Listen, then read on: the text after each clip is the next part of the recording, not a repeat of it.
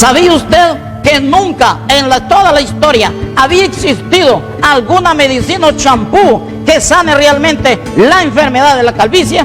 Esta es la primera vez. Shampoo Christopherson, el matador de la calvicie. Adiós calvicie, caspa, manchas, verrugas, arrugas, seborrea, sarna, cáncer en la piel, piojos y todo lo que es impureza del cráneo y la piel. A la porra, Shampoo Christopherson, el que corta la calvicie de raíz.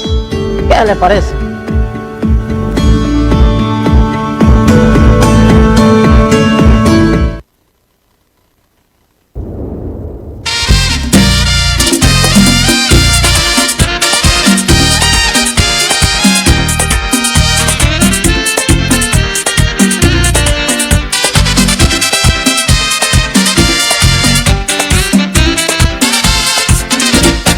San Pedro Sula, ciudad de alegría. Buenas tardes, buenas tardes San Pedro Sula. Estamos aquí en vivo en la Frido Radio 96.1 FM, que se escucha todo el departamento de Cortés. Se escucha hasta Ceiba, se escucha también el noroccidente también, y se escucha hasta Comayagua. Bienvenido. Este es el programa Ideas con Sentido y hoy vamos a tener un invitado de lujo que lo tengo aquí al lado mío. Entonces vamos a hacer la presentación, pero antes vamos a hacer una información interesante para el invitado. Es historiador, periodista, poeta. Ha escrito los libros La historia de América Central, la biografía de San Pedro Sula de 1936 a 1954. También ha escrito La historia de Omoa y Campesinos y las Reformas. También ha escrito La Mixteca de 1700 a 1856. Es un honor para mí tener aquí al señor Rodolfo Pastor Fasquel en nuestro programa Ideas con Sentido. Bienvenido al programa, don Rodolfo. No, muchas gracias a ti por invitarme. Mucho gusto de estar contigo, con tu audiencia y de compartir, ¿verdad? Reflexiones sobre los temas que vamos a tocar. Eso que dijiste es casi todo cierto, no tiene importancia poner a hacernos editores. Pero es una historia que usted ha forjado en su vida.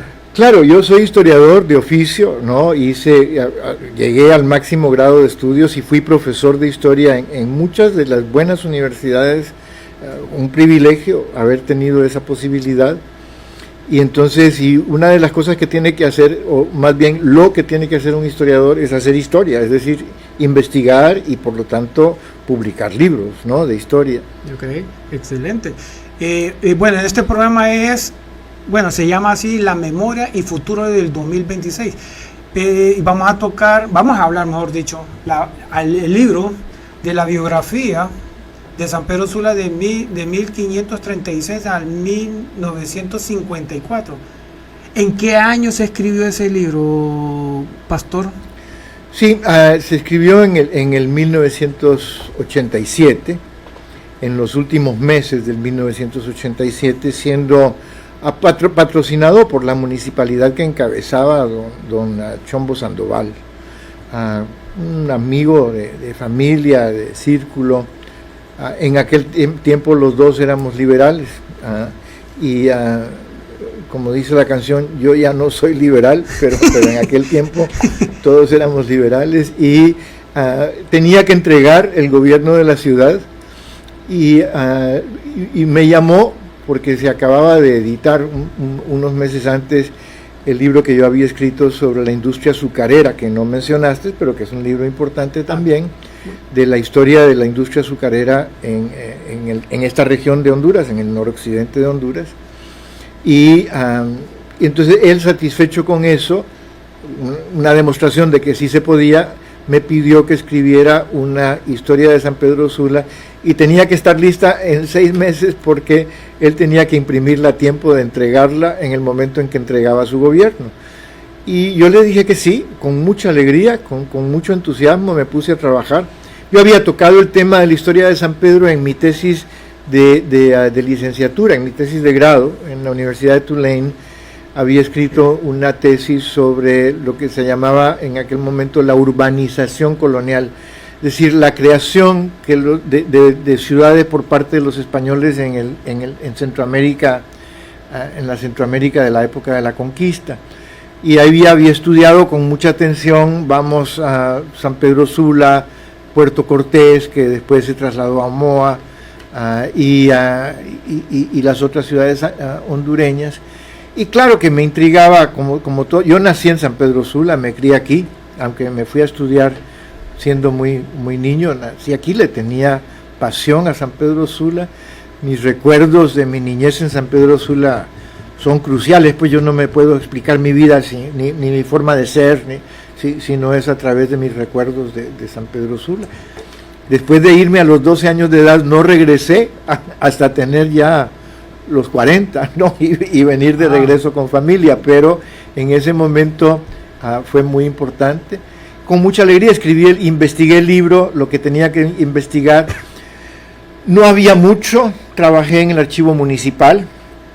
Estaba todavía vivo don Gonzalo Luque, que había escrito un par de libros sobre historia de San Pedro Sula. El profesor Portillo estaba todavía vivo y su libro sobre el siglo XIX fue muy útil. Y entonces rápidamente me puse a armar el libro y creo que todavía tiene algún valor. Yo me enojo mucho, mira, yo inmediatamente después de escribir algo me doy cuenta que estoy en desacuerdo con lo que acabo de escribir. Tiene criterios diferentes. Porque te vas enriqueciendo, estás vivo todavía. Cuando ya no dudas de ti mismo, quiere decir que ya te fuiste.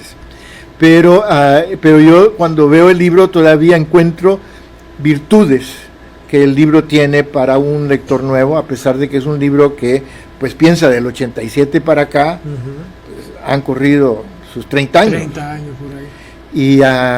Y a pesar de eso, y a pesar de que se han escrito muchas cosas buenas, bueno, muchas es un decir, pero se han escrito un par de libros después del mío sobre la historia de San Pedro Sula, muy valiosos, muy importantes, que profundizaron en el tema de San Pedro Sula. Mi colega Darío Euraque ha escrito un libro sobre el capitalismo sanpedrano y después acaba de publicar un libro efectivamente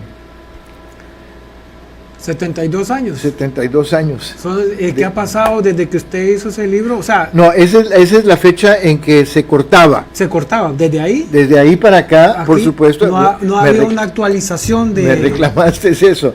No ha habido una actualización porque pues yo estaba haciendo otras cosas. Yo nunca he dejado de escribir, solo en las épocas en que fui ministro, que fueron 2 periodos, uno de 4 y uno de 3 años. Okay. Ahí sí dejé de escribir. Okay. Había que administrar la cosa pública y no puedes hacer serio como administrador y ser serio como historiador al mismo tiempo. Son tareas que requieren toda tu atención. Pero aparte de esos poquitos años siempre he seguido escribiendo, estoy escribiendo hoy día, publico. A ti te llamó la atención y me invitaste a este programa por un ensayo corto. Es correcto. sobre la historia del valle, ¿no? Del Valle de Sula y los problemas que la gente no está pensando que tiene el valle por esa historia, a raíz de esa historia. Entonces, y ese es un tema en que estoy profundizando porque los amigos me lo piden. Entonces, lo que te puedo decir es, no estoy actualizando aquello porque estoy haciendo otras cosas. Y tampoco estoy actualizándolo porque creo que deben de venir otros historiadores jóvenes. De alguna manera, los libros que se han escrito después del mío sobre San Pedro Sula sí han actualizado nuestro conocimiento de la historia. O sea, vinieron para acá, por ejemplo, el libro de Darío Euraque sobre el capitalismo sanpedrano llega hasta el 72. Ahí avanzó 20 años en la comprensión del asunto, ¿no? Okay. Y el otro más bien retrocedió, el último, el que acaba de publicar, más bien retrocedió a fines del siglo XIX. Pero la historia es un oficio es una ciencia. La ciencia no la hace un científico. Un científico aporta ¿verdad?, su grano de conocimiento a la construcción de esa ciencia, pero es una comunidad de científicos los que hacen que una ciencia funcione. Okay. Entonces yo confío en que tiene que haber gente joven y estoy a disposición de los jóvenes a cada rato, tengo comunicación con mis colegas jóvenes, con los estudiantes de historia, de antropología hoy, ¿verdad? Y los invito a colaborar y los apoyo para sus trabajos. Entonces yo confío en que eso lo van a hacer otras personas y que yo voy a seguir investigando lo que sale, lo que me asalta. Ese tema, por ejemplo, del Valle, ya es más allá de San Pedro Sula, el Valle es un tema que me obliga a recapacitar. San Pedro es una parte del Valle. Es correcto. Hoy es capital del Valle, de hecho es capital de una región mucho más amplia que el Valle de Sula, pero el Valle es mucho más grande también, ¿no? Y por eso la historia de Omoa, correcto, ¿no? Por eso hay que hacer más historia de progreso, hay que investigar la historia de Progreso, que son ciudades importantes en el Valle que no tienen historia propia, ¿no? Que colinda de San Pedro Sula y colinda al cerro de Nombre de Dios, sí, que está en Progreso, sí, también. Sí. Son orillas, sí, pero en ambos extremos, del este a oeste. Sí. Entonces hay que hacer una historia del progreso. ¿Qué tal si los progreseños me convencen de que me vaya? No, sería, bueno, sería un honor. Nuestro museo en efecto es un museo de historia del Valle de Sula, aunque se llama Museo de Antropología e Historia de San Pedro Sula, y eso porque tenía una vinculación especial con el municipio, desde su origen la tuvo, ahora ya no, ahora el municipio decidió divorciarse de nosotros, pero por eso se llama así. Pero la historia que contamos en el museo, la historia que está expuesta en las exposiciones, en los muros del museo, es una historia que también abarca, enfoca al Valle de Sula, ¿no? Okay. Entonces sí, hay mucho que hacer. Claro. Y una pregunta, pero no, ya de decisión suya si lo quiere. ¿En este momento la municipalidad está apoyando a la Casa de la Cultura? Bueno, la Casa de la Cultura, no sé yo ayudé a fundar la Casa de la Cultura porque como ministro rescaté el edificio, le hice ver a la ciudad que era propietario del edificio. En el caso del Museo de San Pedro Sula, el museo nació porque tuvimos la colaboración de la municipalidad. Okay. No hubiera podido ser, y era, yo tengo que decirlo porque tengo que ser honrado y hacer honor a la verdad. Es correcto. Aunque desde el punto de vista partidario no convenga, ¿no? Pero fue el alcalde Tito Guillén, cachureco, ¿no?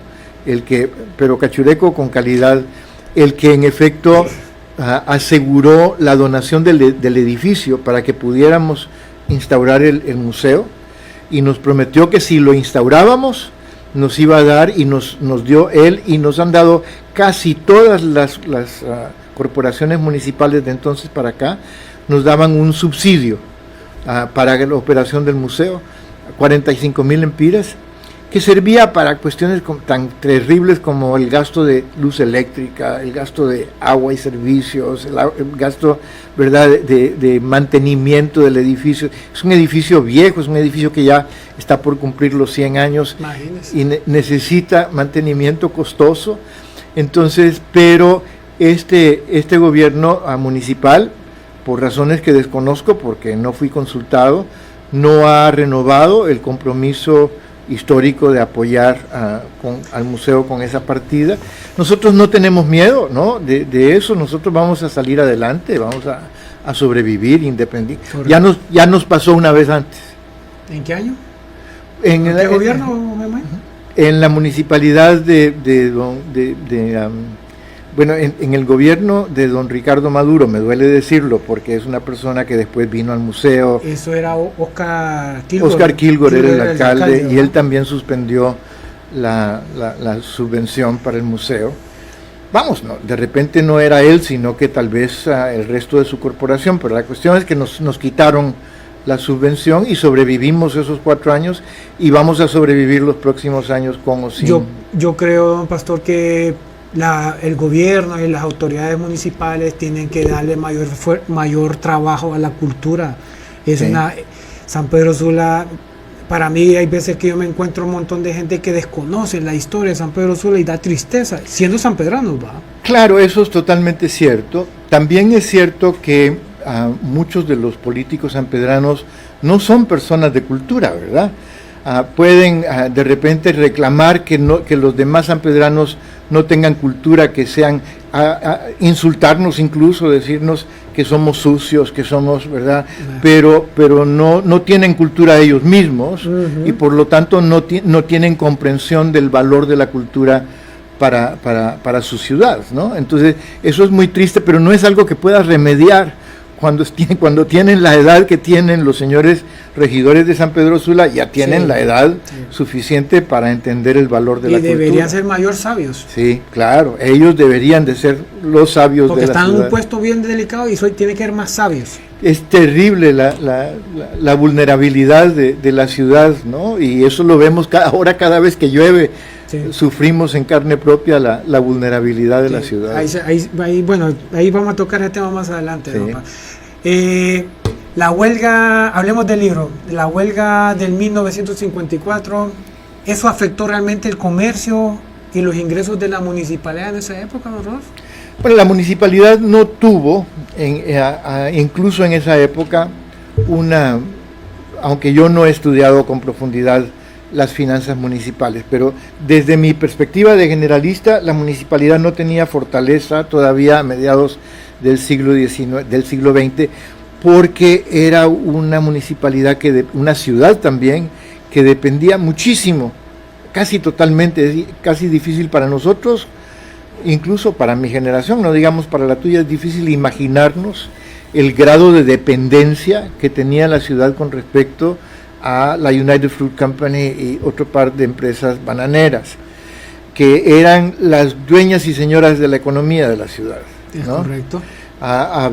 Es que no solamente eran fruteras que exportaban guineos, sino que controlaban los periódicos, la banca, las fábricas, las refresquerías, la cervecería, las azucareras, todos los sectores de la economía, ¿verdad? La radio, a propósito de que estamos en radio, ellos tenían la radio, el control de la radio, y entonces, y la huelga de la que estás hablando es el evento social, político-social más importante de la historia de la costa norte hondureña, quizá de Honduras, es decir, es una virtual revolución.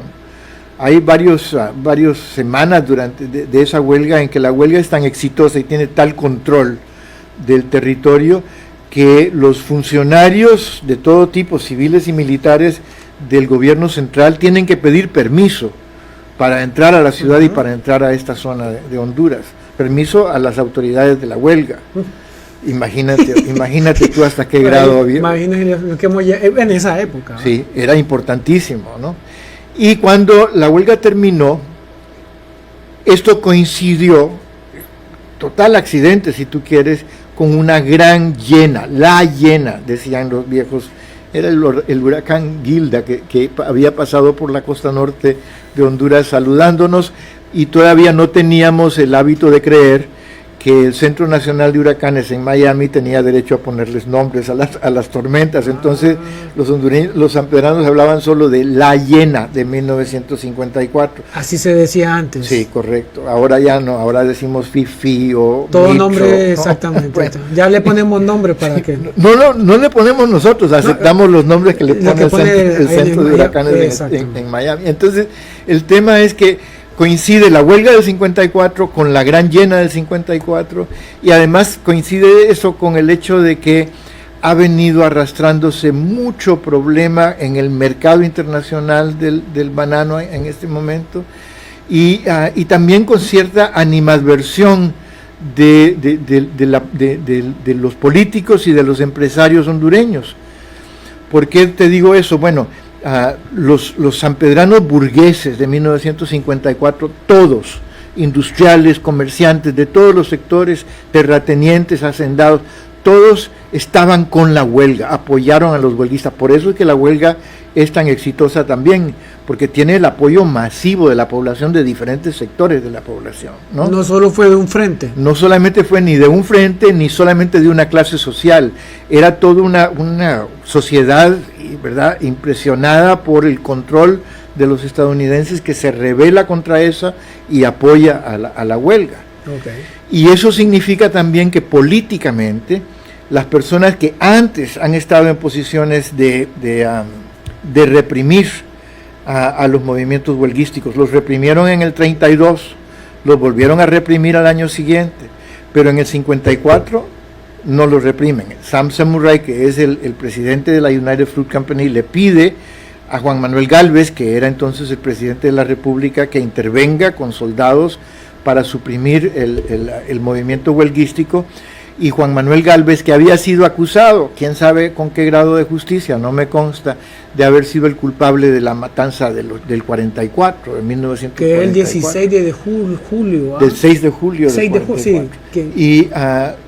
Él era el ministro de Gobernación en ese momento y había sido abogado de Samson Murray y de las empresas bananeras, pero se rehúsa a reprimir la huelga, no acepta reprimir la huelga, no manda al ejército, que hubiera sido un baño de sangre espantoso porque los huelguistas estaban dispuestos a enfrentarlo.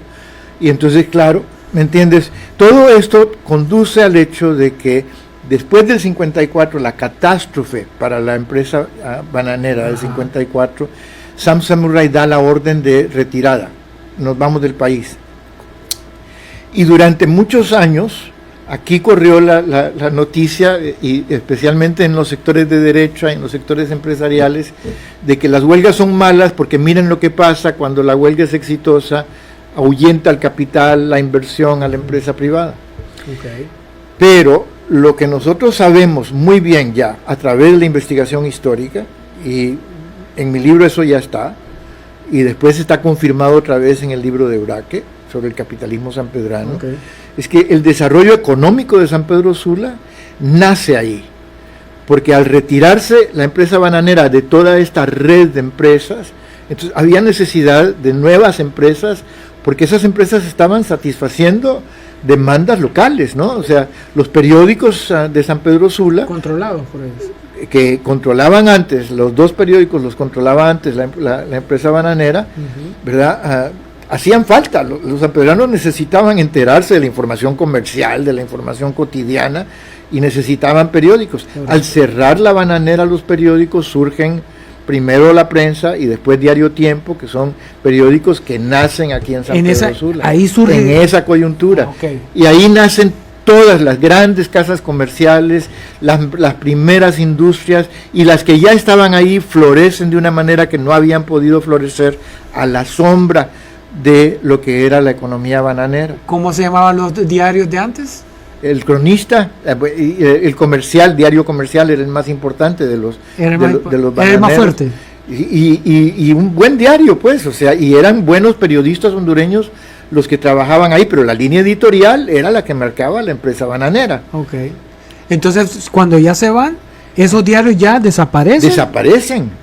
Pero al desaparecer sigue habiendo necesidad y demanda del diario, y entonces puede surgir una empresa como La Prensa. Primero fue la que surgió, fue La Prensa, y después cuando hubo un conflicto entre el gobierno y La Prensa, entonces surge Diario Tiempo. Entonces, pero el tema aquí es que la gran catástrofe que es supuestamente la salida de la bananera por la llena del 54, la huelga del 54, el problema político del 54, entonces en vez de colapsar realmente la economía como alegan esta narrativa, ¿verdad?, de los empresarios y de la gente de derecha, lo que hay es un florecimiento nuevo de empresas que vienen a sustituir a las anteriores, o que logran florecer donde ya hay una luz y un espacio para poder florecer donde antes no podían. Pero mire, el positivo fue, claro, porque surgió otras alternativas, claro, o emprendedores, como ahora se usa ese término nuevo en nuestra ciudad,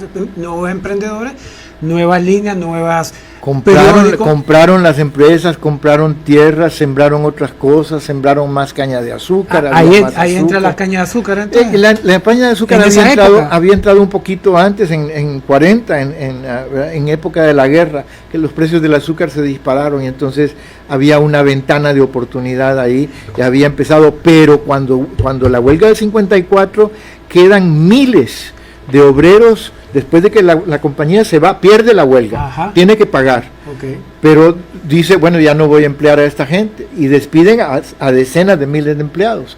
Esos empleados vienen a vivir a San Pedro Sula o vienen a sectores como la caña de azúcar y es mano de obra disponible que antes no había porque la acaparaba toda la bananera. Es correcto. Y entonces la expansión del sector azucarero en ese momento es brutal también, ¿no? Entonces y hay que cambiar, hay que hacer ingenios más grandes, ¿verdad? Porque ya hay más mano de obra para cultivar la tierra. Es lo que generó todo eso. Entonces, una pregunta sobre ese punto.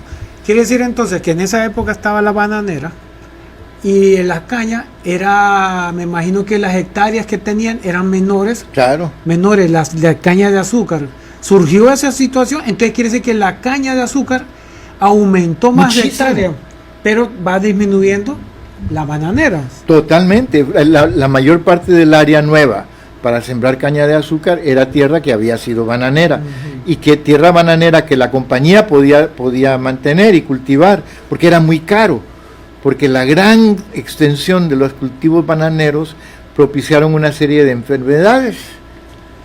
Y controlar esas enfermedades requería mucho capital y tecnología. Y los únicos bananeros ya que tenían capital y tecnología eran las grandes empresas. Entonces los bananeros trabajaban para la gran empresa. Originalmente no. Cuando llega la United Fruit Company en 1910, aquí habían 1 millar de cultivadores de banano independientes, que eran los más importantes. Entiendo. Las bananeras producían una pequeña proporción, ¿verdad? Pero la ecuación fue cambiando. Y entonces ahorita que la compañía azucarera la fundaron originalmente 33 personas. Casi todos habían sido bananeros, tenían tierras que habían estado cultivadas con banano, pero ya no podían seguirse cultivando con bananos con todos los costos nuevos. Y entonces empiezan y arrancan con un proyecto azucarero pequeñísimo, ¿no? Un molino que se llamaba El Juguete, un molino de segunda mano que fue comprado en México y traído y armado aquí con ingenieros que importaron de Cuba, porque no habían hondureños que tuvieran esa capacidad todavía. Y tú que eres ingeniero puedes interesarte en eso. Y el tema es que cuando llega este momento del 54 y hay que expandir la superficie en cultivo, entonces ya no son 33, eventualmente llega a tener 1000 accionistas la compañía azucarera, porque se incorpora un montón de gente que quiere cultivar y no pueden con el juguete, entonces hay que comprar un ingenio nuevo, que es el que actualmente se llama Santa Matilde, uno de los más grandes de Centroamérica, ¿no? Y después hay que poner otros ingenios. Y se puso uno en Villanueva, y se puso otro en Yojoa. ¿El Pimienta o el Sula? Creo que hay uno, ¿ah? Bueno, más adelante el Sula, habían varios, ya en el sur se estableció el de Choluteca, por ejemplo. No, Sula, me refiero a Sula. No, yo no conozco, el Chimbagua es el que... está el en Chimbagua en la flecha, ¿no? Sí. Es que está en ese sector, por Sula. Sí. Una pregunta, don Rodolfo. Las inundaciones del final de 54, ese río Chamelecón parece que hizo estrago bastante, ¿verdad? Es que no solamente fue el Chamelecón, también el Ulúa, colapsó todo el sistema fluvial del valle, colapsó y se inundó el valle como nunca se había inundado antes, ¿no? Fue una llena muy importante. Todavía pocos reportes de muertes, solamente se hablan de unas tal vez unos 100, no está documentado nada, tal vez unos 100 muertos, pero después viene el FIFI. Después del 54, la siguiente es el 74, 20 años después, y el FIFI, tampoco son documentables las pérdidas, pero las fuentes originales, la gente que estaba ahí, cuando trata de estimar cuántos muertos hay, llegan a los, 10,000 muertos con el FIFI. Entonces te das cuenta de la magnitud del daño y te das cuenta de lo que está pasando. Es decir, que el valle se está desarrollando poniendo gente en peligro, poniendo gente en lugares en donde cuando el valle se llene, como había ocurrido en el 54, antes en el 32, entonces se ahogan, ¿verdad? O colapsan las estructuras geográficas en las que están viviendo. Fíjese que estaba leyendo ese libro suyo hay un detallito que me llamó la atención del 54. Dice, en esa situación de entró en la Tercera Avenida. Bueno, al principio sí, pero rápidamente se fue desplazando. La Tercera Avenida fue la avenida original del comercio. Cuando yo era niño todavía se llamaba la calle del comercio. Ahí estaba calle del comercio, ahí estaban los bancos. El Banco Atlántida estaba en la Tercera Avenida y tal vez quinta calle la sur. Esquina, Sí. la famosa, el primer banco Sí. histórico que todavía sigue funcionando. Yo no he ido a Yo visitar. ya pasé, yo lo vi, yo quedé así, todavía. Debe estar. Bueno, ese fue el Banco Atlántida que yo conocí. Cuando yo era niño, ese era el único Banco Atlántida que había, ¿no? El primero. Es el primero. En la avenida. Es correcto. Y ahí estaban, todas las grandes comercios estaban ahí. Todas las grandes ferreterías, todas las grandes casas. Uno de los principales comercios que había era el comercio de telas, por ejemplo, porque la mayor parte de nuestra ropa la fabricaban las costureras y los sastres. Las costureras mayormente para las señoras y las damas, y los sastres para los caballeros. Y luego las mamás. Mi mamá echaba leña con aquel aparatito que tenía, con un pedalito para estar costurando, y nos costuraba ropa, ¿no? Y mi mamá era una mujer afortunada, de una familia bien, ¿no? Pero eso se esperaba que las madres hicieran eso por sus familias, ¿no?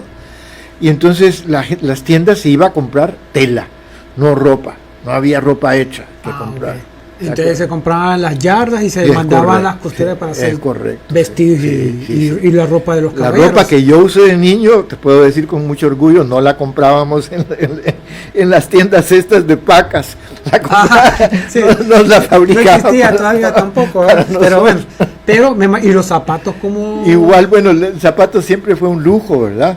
Y solamente la gente pudiente, la gente con recursos importantes usaba zapatos. Bueno, los niños, los adultos sí podían usar, ya los que no eran campesinos y no usaban caites ya podían usar botas de cuero.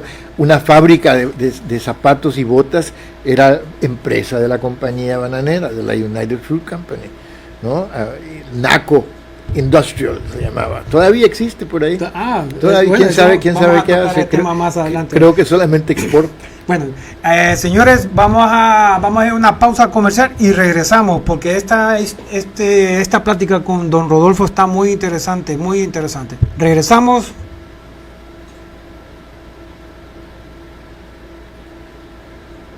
Que nunca en toda la historia había existido alguna medicina o champú que sane realmente la enfermedad de la calvicie.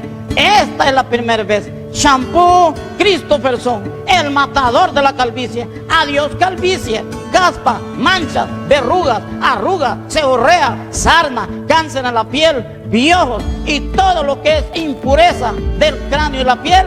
A la porra, champú Christopherson, el que corta la calvicie de raíz.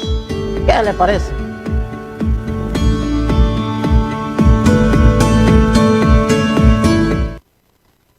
¿Sabía usted que nunca en toda la historia había existido alguna medicina o champú que sane realmente la enfermedad de la calvicie?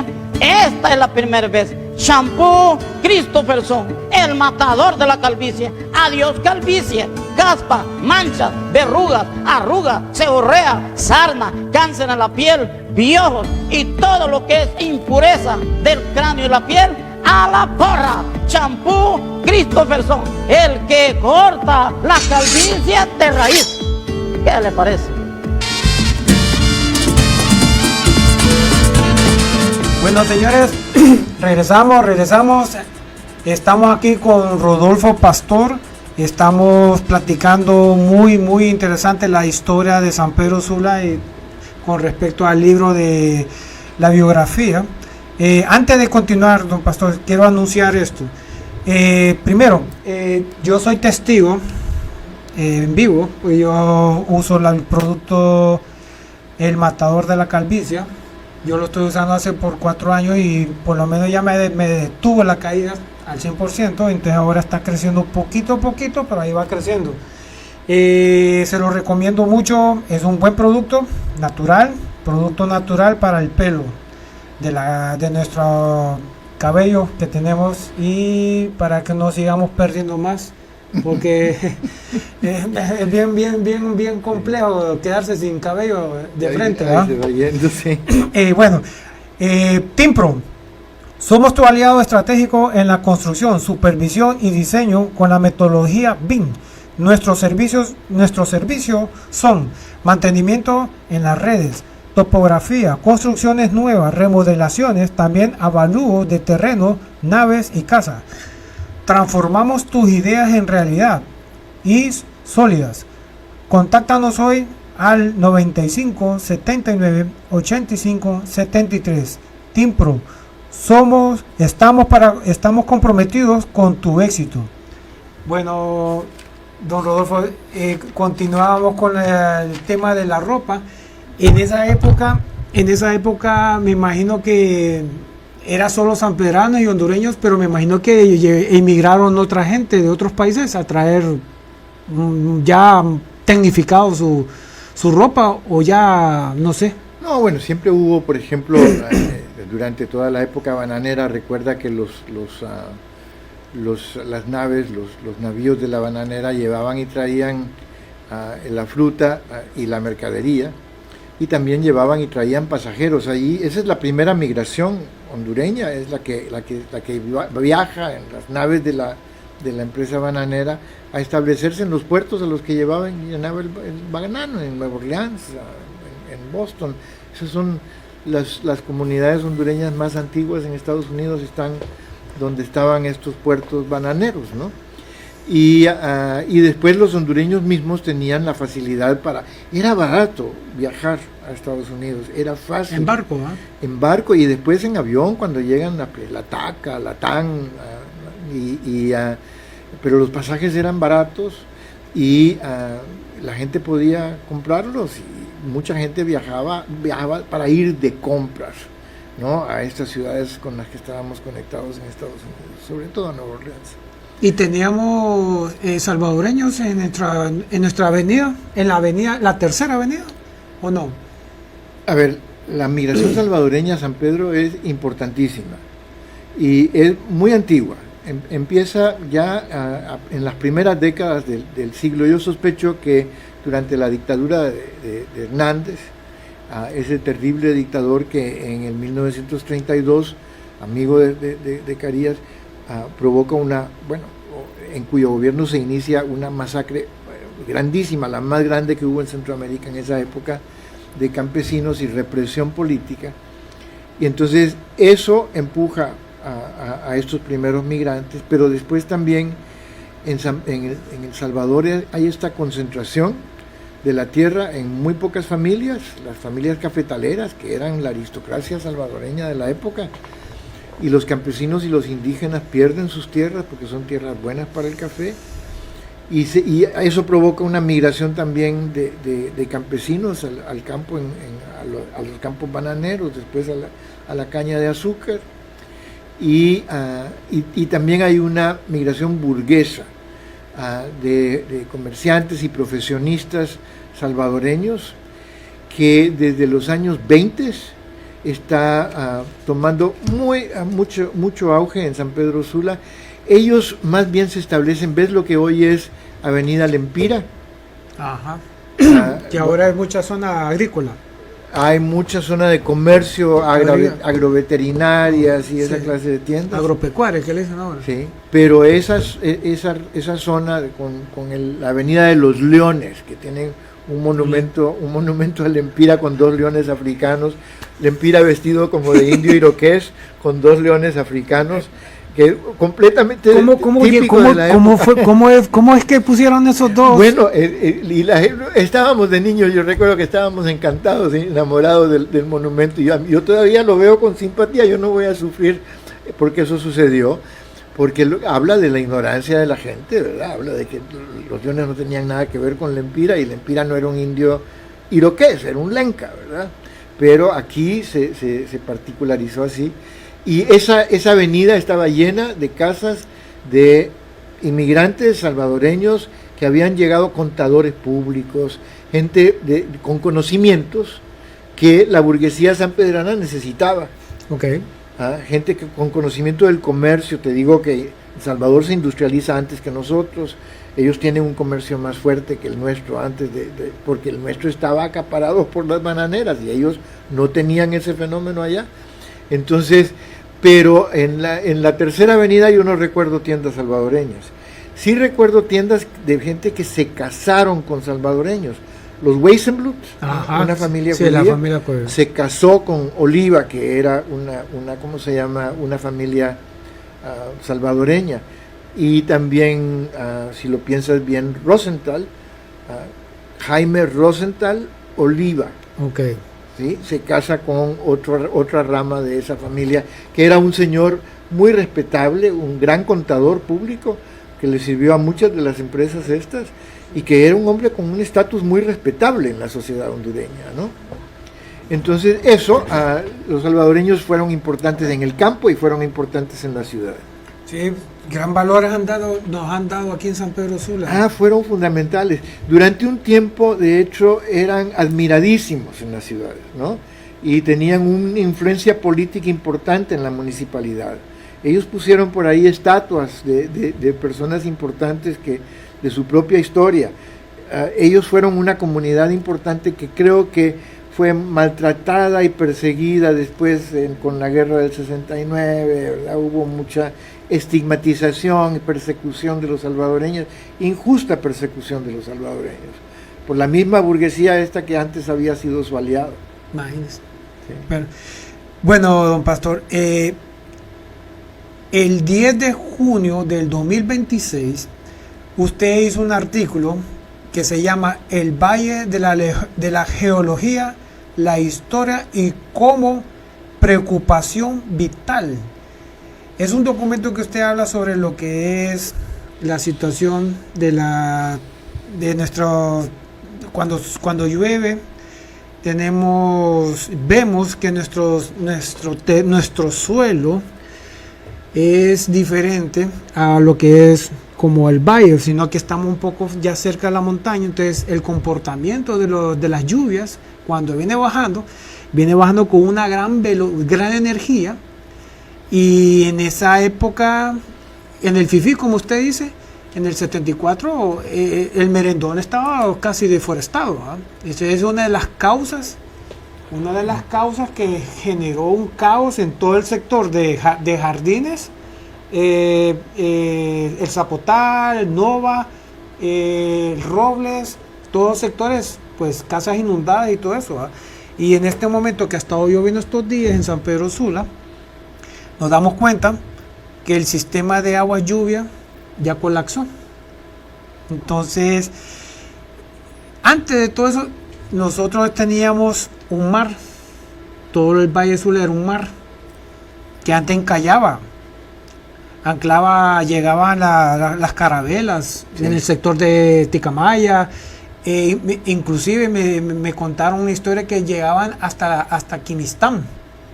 Esos eran los vapores ya bananeros que llegaban. Hasta pero entonces, quiere decir que el cauce de los ríos eran más grandes. Claro.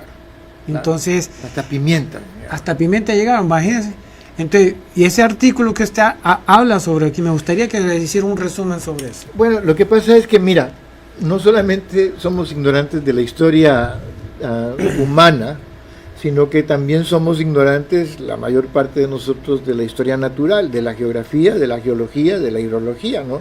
No sabemos nada de eso, no se nos enseña nada de eso en las escuelas. Entonces, los sanpedranos estamos aquí desde hace 20 generaciones y no entendemos dónde estamos. Y estamos, felizmente, en el borde de un gran valle aluvial, formado a lo largo no de siglos, sino de muchos milenios, de millones de años, ¿verdad? De estas lluvias torrenciales tropicales, lavando las montañas, mientras que las fuerzas de las placas tectónicas levantaban el suelo de la profundidad del mar. Y entonces eso es lo que es el valle, un suelo marino que las placas tectónicas levantaron y que después estas inmensas corrientes de agua que bajaban de todas las montañas, del Nombre de Dios, del Merendón, de todo el sistema de montañas de Santa Bárbara, de alrededor del valle traían estos ríos, estas correntadas de agua que venían desde las partes altas, de las cuencas altas, y llenaron el valle con tierra, lodo, piedra, arena, todo lo que hace falta para asolvar el valle, y construyeron el valle. ¿De acuerdo? Correcto. Y durante milenios después, ya los más recientes milenios, los siglos documentados en la historia, el comportamiento del agua y del sistema de lluvias y del sistema hidrológico del valle siguió siendo el de un valle aluvial. Los sanpedranos han pensado durante varias generaciones ya que se trata de un lugar, que viven en un lugar en donde se está estabilizando supuestamente el comportamiento de estas lluvias y de esta hidrología, pero no hay ningún indicio científico serio que diga que eso está sucediendo.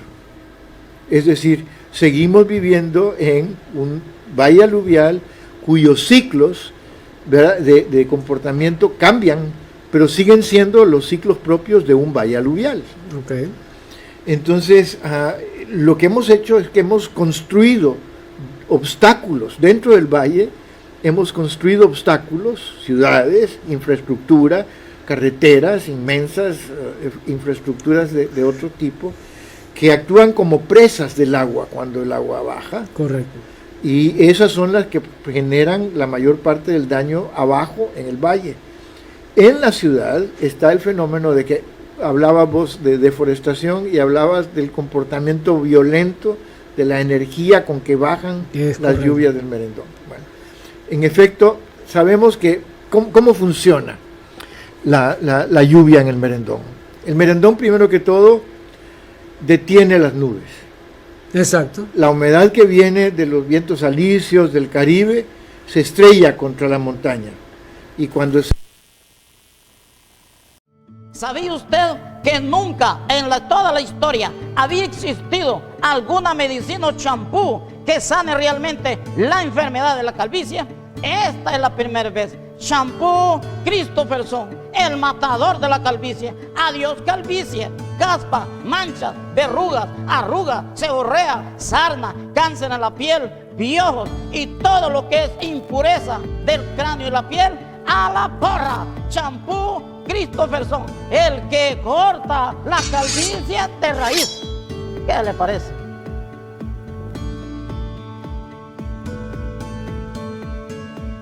Disculpen que cayó un rayo aquí cerca y se fue la energía, pero bueno, que continuamos, don... Claro, no, entonces platicaba yo, nuestro desconocimiento es lo que nos hace confiar demasiado, porque una vez que la montaña detiene esas nubes, las precipita, Okay.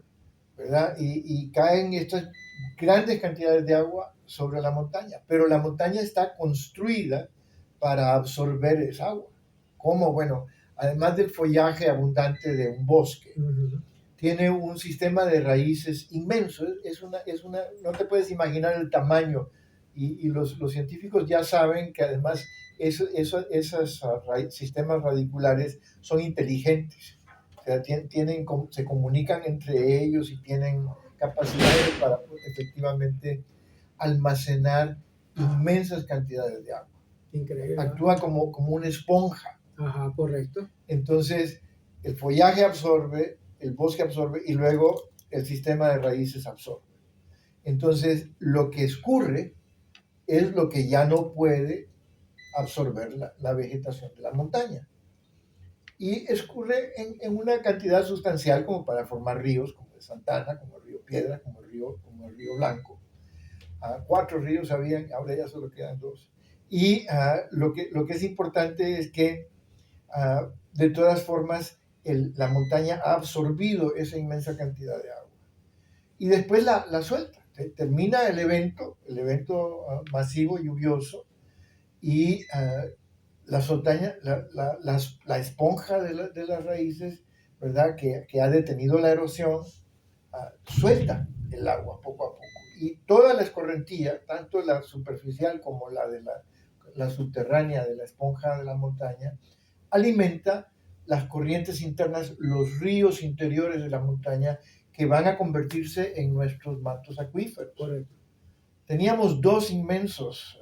Uno se construyó todo. Encima de él están la fábrica de PepsiCo, la Corte Suprema de Justicia, el sistema judicial. Todo eso está construido sobre uno de esos sistemas acuíferos. El otro acuífero es el acuífero que baja aquí a la Coca-Cola, a la cervecería y luego a Agua Azul.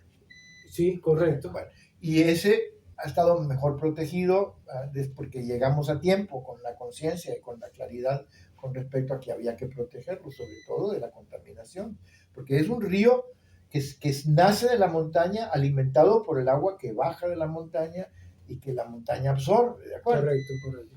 Entonces, no es cierto que sea un pozo, no es que está ahí y tú vas y sacas el agua que ahí se... No, es un manto acuífero grande. Es un río subterráneo. Sí, pero es grande, inmenso. Es que creen que no, solo en esa zona está. No, es casi todo. Correcto. Entonces, es una cosa genial. Y sin embargo, han estado bajando los niveles freáticos de ese río cuando vienen largas épocas de sequía. ¿Por qué? Pues porque el agua que escurre ya no filtra. No filtra porque los sanpedranos han estado construyendo, encementando, construyendo casas, haciendo calles y carreteras en el lugar en donde tiene que infiltrarse el agua, al pie del cerro. Correcto. Ahí es donde tiene que se entra. Ahí es donde tendría que entrar, donde entra muy poquita ya, ¿verdad? Entonces el agua no puede entrar porque no tiene cómo entrar, está encementado. Entonces rebasa y va a caer en otras, va a hacer daño traslado. Y la que cae sobre el cerro, la que se precipita en la montaña, ¿verdad? Baja con una inmensa velocidad porque hay deforestación y porque no hay capacidad del suelo de retener el agua, ¿no? Y el sistema que ya existe, y están construyendo torres inmensas encima de ese pie del cerro. De toda esa zona. Sí, fíjese que ahorita vienen más torres. Claro. No sé, hay una veintena de proyectos.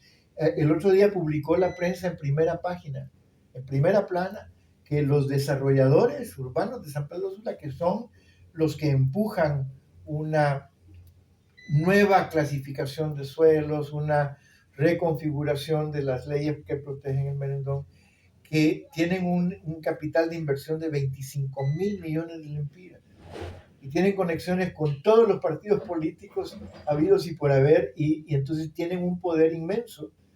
Y el merendón a su favor y la conciencia que estamos platicando ahorita tiene solamente a su favor unos cuantos burgueses sanpedranos que empiezan a entender cómo es que la montaña interactúa con nosotros y que empezamos a entender también cómo se nos van a venir encima esas construcciones y esa infraestructura, nos va a caer de sombrero a los que vivimos abajo en las zonas menos inmediatas a la... Usted sabe que yo más o menos manejo esos en el área de construcción. Todas las casas que están alrededor de las torres pierden valor. Claro. Pierden valor, así que tomen en cuenta eso, que viven cerquita de las torres nuevas y viejas. Pierden valor de propiedad porque nadie quiere estar viviendo cerca de una torre. Porque no hay garantía de nada, como ahora tanta tecnología que son buenas o malas, ¿va? Pero se ha visto situaciones en otros países como Dubái, Pakistán, todos esos tienen torres y han agarrado fuego y no están equipados. Imagínense que ellos son más tecnificados y no tienen la capacidad para detener un fuego de una torre de 20, 40. Imposible. Es imposible. Entonces, aquí si aquí sufrimos con los bomberos, aquí con ese equipo que tienen, no van a poder para detener una tragedia como esa. Imagínate. ¿Vale? Entonces, don Pastor, mire, y hablando de eso, me imagino que usted tiene información cómo era la 13 calle antes de hacerse calle. Porque eso ya era un río antes, caminaba, era un río natural. Sí, por eso te decía yo que teníamos 4 ríos que bajaban de la montaña y que ahora pues quedan 2. Y ese era uno de los que si hubiera existido. Y los 2 que quedan, para desgracia nuestra, están completamente llenos de basura y de... ¿Cuáles son? Disculpe. El río Bermejo y el río Blanco. Que son Que son en esta estos zona. acá, Río Piedra ya no. Ya no cruza la ciudad, ya no alcanza a cruzar, ¿no? Baja al Santana y luego se integra aquí. Y ya en el sector yendo para el sur, o sea, yendo para No, ya la no queda puerta, nada. ya no hay. Ya Pero hay desapareció. ahí donde está afectando, Ahí se está haciendo un caos enfrente de una empresa de vehículos que está cerca del puente, al lado de la municipalidad, que está la ENE. Toda esa calle que nunca se ha pavimentado, ha habido un montón de alcaldes y nunca han pavimentado esa calle. Entonces viene toda esa cantidad de agua bajando y hace todo ese estrago. Y entonces cae piedra, cae tronco, Claro. ramas. Mira, lo todo. que pasa es que ustedes son más jóvenes. A mí me ha tocado ver cosas como el Fifi y el Mitch. Y cuando esos fenómenos ocurrieron, este río que llamamos el Río Blanco era un mar. Y venían ceibos ceibos inmensos que parecían, ¿sí?, fósforos nadando en la corriente a los que le daba vuelta como en remolino. No, es que no hemos vivido todavía lo que podría llegar a ser una inmensa tragedia y no vamos a poder evitarla si no logramos proteger la montaña.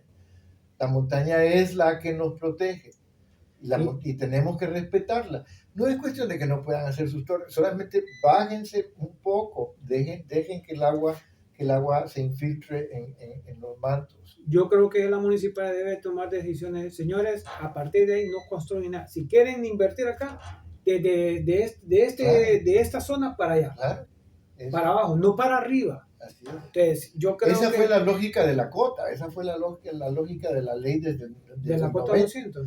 Desde entonces ha habido todo este movimiento impresionante político, masivo, para que lleguen los diputados al Congreso Nacional a tratar de modificar las zonas de protección de terreno, porque, bueno, te imaginas la cantidad de dinero que no vale la superficie en donde puedes construir estos monstruos, ¿no? Sí, y se requiere bastante agua para abastecer esas. Imagínate.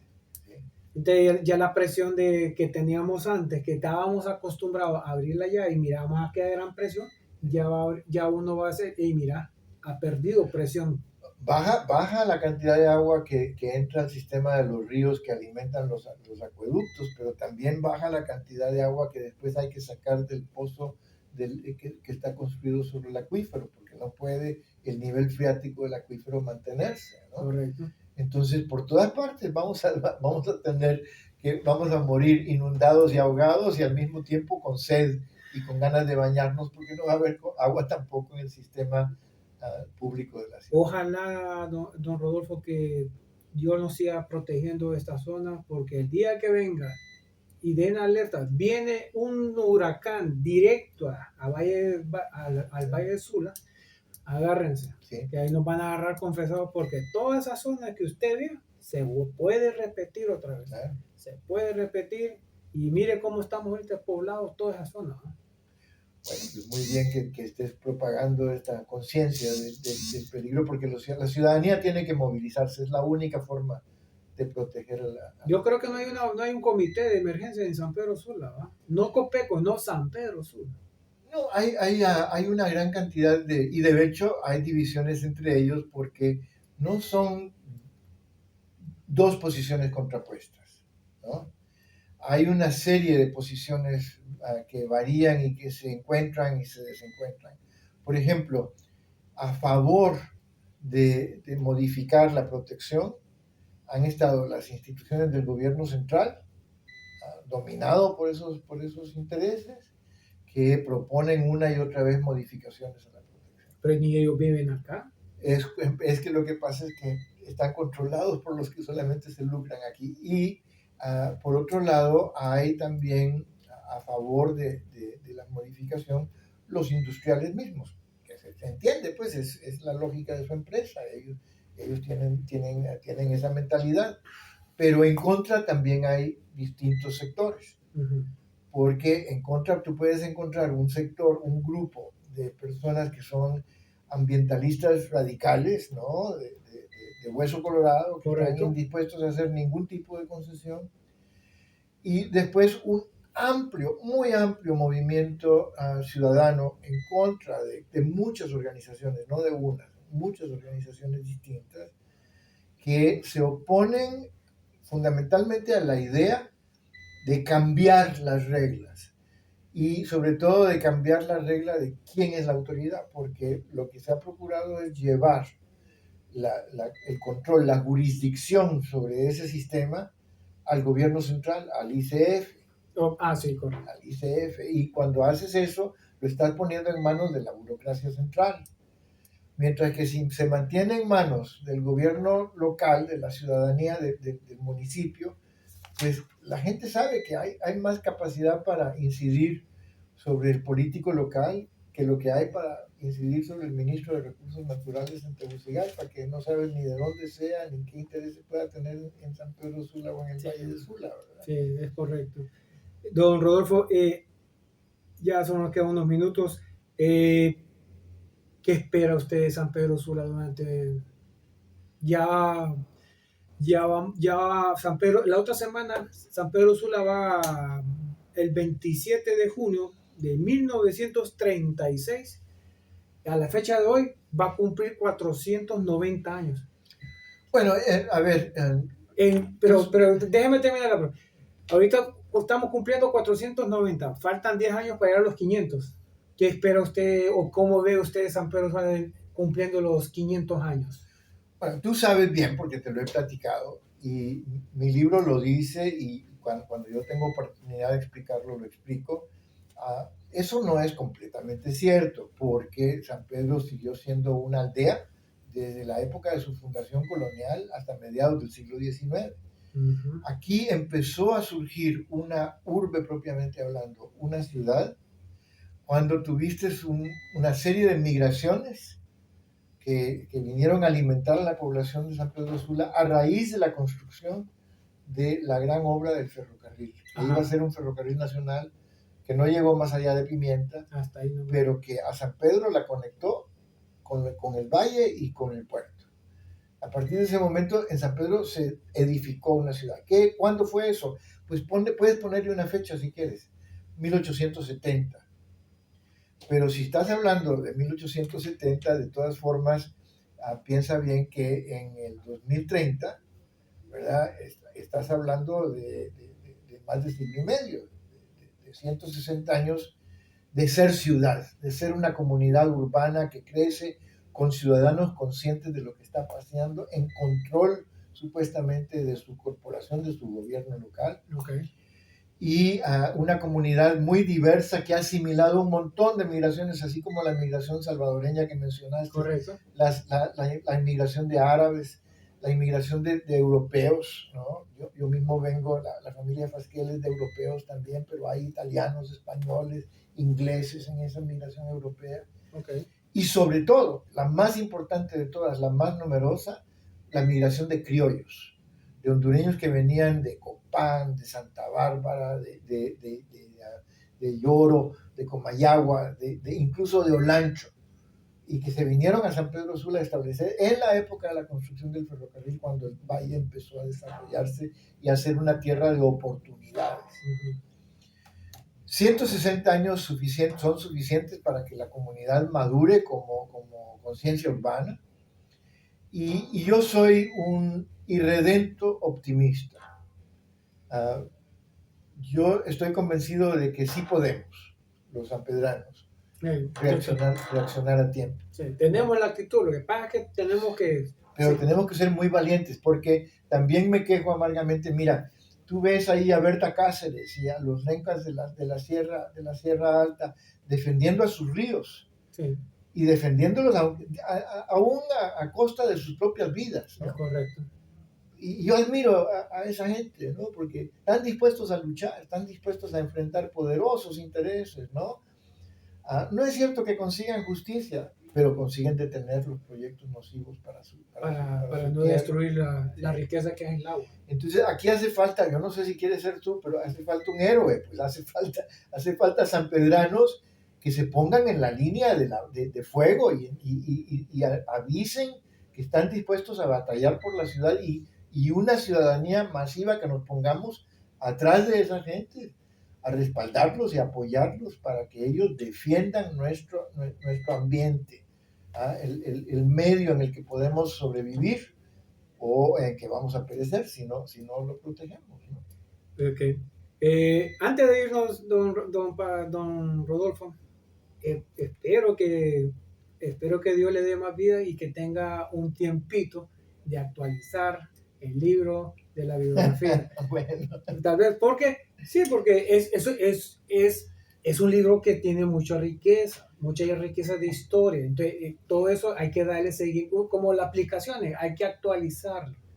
claro, lo que pasa es, estoy de acuerdo. Yo te he dicho que yo actualizo mi trabajo constantemente. Ya te prometí que si me mandas tu correo electrónico, Claro. te voy a mandar mi última investigación sobre estos temas que hemos estado platicando, para que tú los uses en tus programas, ¿no? Claro, porque es interesante. ¿Sí? Y los divulgues, y con mucho gusto estaremos ahí para ti, para la gente interesada. Lo que pasa es que la historia de la ciudad, que tiene que ser una historia completa, una historia total, una historia de su economía, una historia de su sociedad, una historia de la gente que llega, de la gente que se va, de la gente que termina enamorada de este lugar y dispuesta a regresar, como estos amigos que tenemos tú y yo. Esa gente es la que nos puede sacar adelante, y la historia tiene que ser de todos ellos. Y yo ya estoy muy viejo para hacer esa historia. Necesita gente más joven. Por eso hay que Yo ya poner voy una a, nueva yo ya generación voy a cumplir 80. una nueva generación. Eso sí, hay que reclutar y hay que formar a nuevos historiadores, a nuevos estudiosos, para que hagan esas actualizaciones permanentemente. Si las actualizaciones no son, así como mencionabas en la tecnología, no es cuestión de que vas a actualizar tu programa o tu aplicación el día de hoy y luego olvidarte, porque Sí. lo vas a tener ¿verdad? Que actualizar Sí. cada vez que haya nuevo conocimiento, un cúmulo de experiencias diferentes. Ok. Don Pastor, antes de irnos ya, la última preguntita, ¿no? ¿Dónde está el museo? ¿Cuáles son los horarios para que los sanpedranos puedan ir a hacer la visita al museo? El museo está abierto todos los días, salvo por las grandes fiestas, vamos, el día de la Navidad, el día de Año Nuevo, El ¿no? 1 de mayo. Correcto. En esos días sí se cierra, pero todos los días, menos los días lunes. O sea que sábados y domingos el museo está abierto. Okay. En las vacaciones normales de los muchachos de las escuelas, ¿no? El museo está abierto. Y está abierto abrimos nuestras puertas, entramos a trabajar a las 8, a las 9 de la mañana, abrimos todas nuestras puertas y cerramos a las 4:30 de la tarde, para que la gente que todavía está dentro tenga tiempo de salir. Okay. Y a las 5 se pone candado, ¿no? ¿Hay algún costo para entrar o no? Sí, pero es un costo muy módico, ¿no? Que son 30 lempiras. Está bien, está bien. Una cerveza local te cuesta lo mismo, pues, ¿no? Y luego los extranjeros pagan un poquito más, la gente de la tercera edad paga un poquito menos, ¿no? Y lo importante es que no es un sacrificio. Y si hay alguien que no tiene dinero para visitar el museo, pero quiere visitarlo, que me pare en la calle, que yo lo llevo de la mano y lo meto de contrabando al museo sin necesidad de que tenga que pagar, porque el museo es un requisito. Todos los sanpedranos deberían de ir y estudiar y reflexionar sobre su historia, sobre el devenir colectivo en el que están inscritos. Y es un museo que muy noble, muy bien hecho, con puros profesionales, ¿no? Toda la sala superior, que es la sala de la historia antigua, puros arqueólogos de primera categoría, de primera línea, los mejores del mundo, que tuvieron conocimientos específicos de la historia de este valle. Han estado ahí, todavía están ahí, son miembros de un consejo académico consultivo que tiene el museo, que supervisa lo que estamos haciendo desde el punto de vista científico académico. Y los historiadores, los mejores historiadores, yo te he mencionado a varios de ellos ahorita, mis colegas más connotados, los que más han trabajado e investigado la historia de la ciudad, están en ese consejo consultivo, dirigen y coordinan ese consejo consultivo. Entonces, tienen la certificación de que la gente que ha hecho el museo, que renueva constantemente el museo, son, ¿verdad?, profesionales certificados, ¿no? Y tenemos, mira, la colección arqueológica del museo es la segunda colección más importante del arte antiguo de la costa norte de Honduras, con una salvedad, y es que la primera, que es la que pertenece a la Universidad de Harvard y su museo de Peabody, no la puedes visitar. ¿Por qué? Porque no hay un lugar en donde la expongan, está toda guardada en bodegas. Entonces, esta es la única colección que puedes visitar de arte antiguo, con piezas que son absolutamente extraordinarias. Nosotros acabamos de incorporar ahí a la Venus de Curusté, una escultura en barro de una mujer curandera, ¿verdad?, del año 600 después de Cristo, ¿no? Ok, interesante. De tamaño natural, o sea, así de tamaño tuyo o de ella, ¿verdad? De verdad. Que vamos, transmite una cantidad de conocimientos extraordinarios. Es una experiencia única el museo, una experiencia que transforma. Tenemos la visita de miles de estudiantes. Hoy 400 estudiantes de los colegios de Puerto Cortés visitaron el museo, pero todas las semanas tenemos docenas de colegios que traen a sus estudiantes, desgraciadamente por poco tiempo, desgraciadamente en grupos muy numerosos, pero todos deberían de venir y regresar. Claro. Don Rodolfo, le anuncio que para septiembre me gustaría volverlo a invitar, porque es el mes de la patria y usted tiene un libro que se llama América Central. Sí. Me gustaría tocar ese tema en el mes de septiembre. También Sí. escribí un ensayo muy famoso entre mis colegas, por polémico, que se titulaba ¿Quién parió a la patria? Ah, bueno, ustedes mándeme esa información, lo voy a leer para prepararme para el mes de septiembre y invitarlo otra vez. El mes de septiembre está invitado, don. No, yo no me voy a acobardar. Mientras tenga salud y capacidad para movilizarme, voy a asistir a todas las invitaciones que me hagan. Excelente, me alegro porque me gusta, porque de eso se trata el programa. Traer personas que sepan y conozcan bien la historia de cualquier tema, técnico, historial, salud, psicológico, de todo. De eso se trata el programa Ideas con Sentido. Bueno, señores, el que desconoce la historia está condenado a repetirla. Nos veremos el próximo sábado aquí a la misma hora de siempre por la Freedom Radio. Nos vemos.